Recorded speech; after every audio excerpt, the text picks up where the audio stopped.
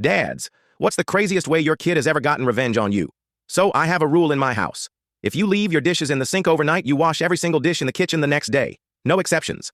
My son, being a very responsible teenager, decided this rule was unfair because, and I quote, "What if I forget?" My answer: then you remember while scrubbing an unreasonable amount of plates. He hated this rule. I could feel the resentment building every time I reminded him. But did I care? Number I was enforcing discipline, teaching responsibility, shaping the next generation. Big mistake.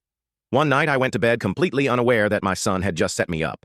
The next morning I walked into the kitchen, yawning, stretching, only to see the entire sink overflowing with dishes. Pots, pans, cups, utensils, a cutting board for some reason. I froze. I hadn't cooked the night before. I turned slowly. My son was sitting at the table sipping his cereal with the smuggest look on his face. "Oh wow, Dad. Looks like somebody forgot to do their dishes last night." "Excuse me?" I checked the dishes again. They were all mine. My coffee cup, my plate from lunch, the pot I used for soup. Normally, I wash my stuff before bed, but somehow, I had forgotten. And he knew it. I squinted. "You set me up?" He grinned. "I merely let nature take its course." I had no choice. I had made the rule. I couldn't break it now.